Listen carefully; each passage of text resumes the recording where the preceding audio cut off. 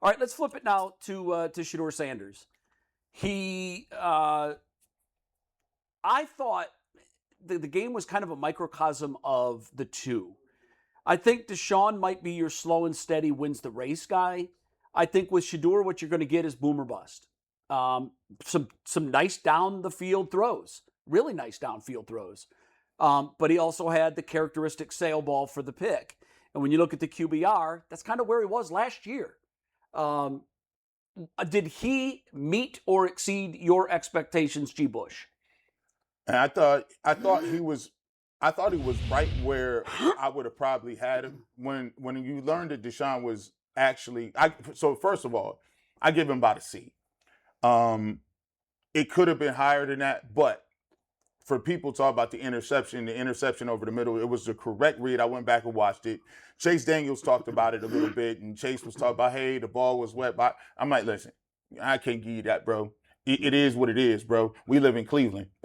It snows, it rains, we outside. If you gonna say the ball slipped every time you threw the ball, that don't count. Like, so that's on you. You sailed the ball, that's an interception. But you got to give that's on your CD.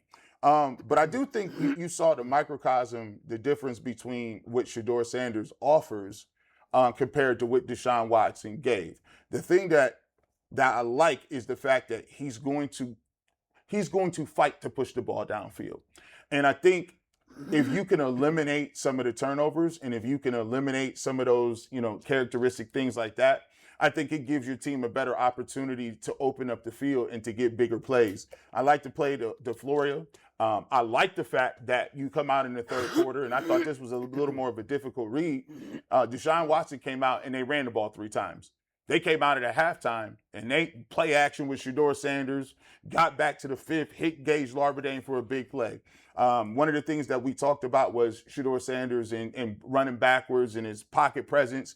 I thought he did a good job 2 or 3 times to just, wasn't nothing there, find some way to get the ball out. I thought he did a good job with that, like that. And then with the cover 0 look, he's showing that, okay, I can change the protection. I can flip up things. I can give myself some more time. And if it's cover 0, I can find the guy. So there are some things in Shedeur Sanders games that I really liked that got better. The pocket presence was better. Understanding when you need to go is better. I like the fact that he's identifying where he needs to go with the ball more quickly. But if you're looking at it, the goal is no turnovers. Now, all 3 quarterbacks had turnovers, but that the turnover is something that is going to go against you. So at the end of the day, I gave him a C. I gave Deshaun Watson a B. I thought Deshaun Watson, played better in that game. And a lot of people, to be honest with you, that's what they saw. A lot of people going to say, yeah, am I saying that the competition is over? No, but you got to come out against the Bills and do your thing. I saw some good stuff, seen some bad stuff. So we'll see how it works this week. Jay, did he meet or exceed? He played about how I expected him to play. You got the full Shedeur experience. You got the good, the bad, and the crazy. Yeah. So, listen, he throws a great deep ball. He does. No one will dispute that.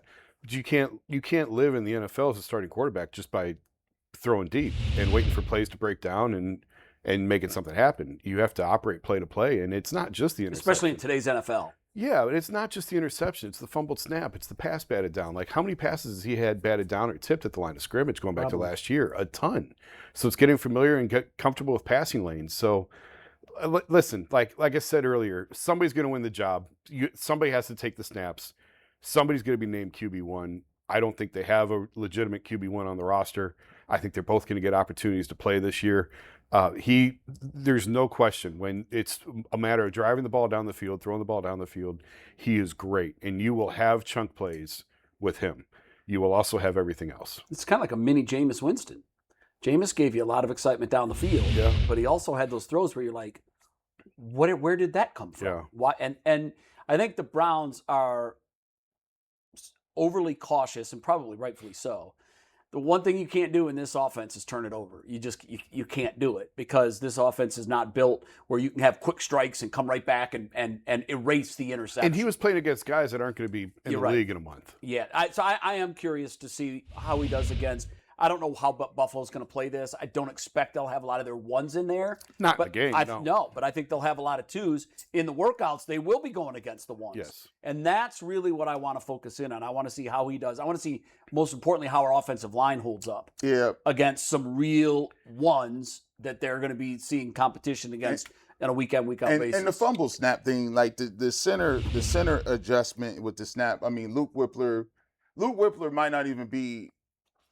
No, he's on the bubble. He's on the bubble. So he's not going to be here. So Yeah, I don't even. So the dude that was snapping up, I said, when did they get a black center? Who's this dude? Like, I know this ain't Elton Jenkins. I didn't even know who it was. Like, center snap situations when you're dealing with different people or whatever the case may be, that's kind of rough when you're dealing with a bunch of other people. But what I do want to have the comparison with, and I do want to see this thing through, is I want to see the apples to apples comparison. If you got Deshaun Watson and you saw what he did against the Bears, right?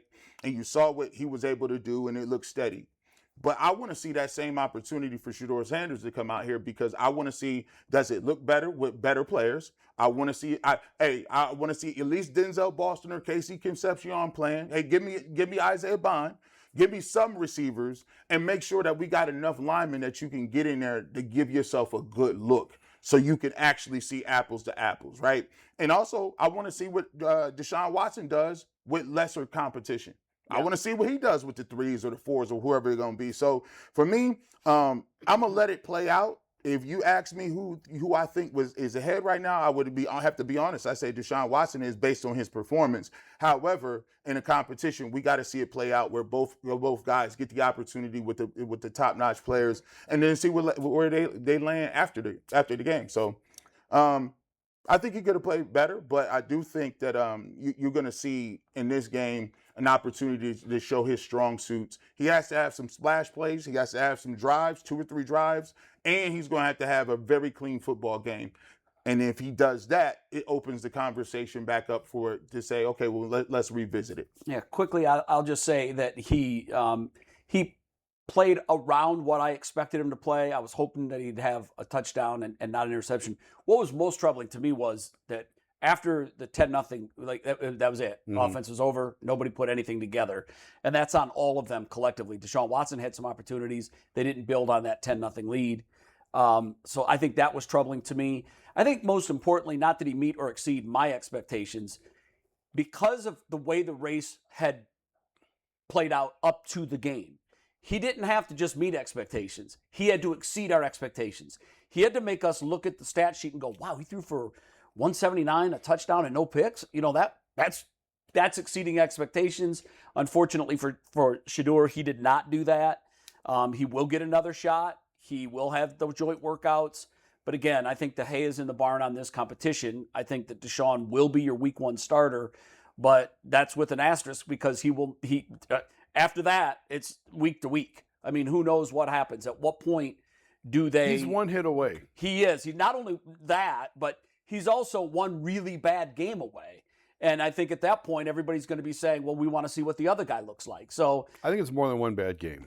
You do? I think the leash is long. I'm not suggesting he'd be benched in week 2. Yeah. I think Deshaun's going to get a 4-game runway, and they're going to, provided he's healthy, they're going to take a look at where they are and say, is this what we want? Is this where we expect to be? If it is, he'll keep playing. But again, it's the Browns. They'll use 3 or 4 quarterbacks this year. That's what they do. When's the last time he played a full season healthy? You'd have to go back to 2019. 19. Yeah. I think 2019, and that's 7 years ago. Yeah. That's in NFL age, those years are like dog years. That's a career. Yeah, I mean, it's astonishing if he'd be able to do that this year. I would not expect it.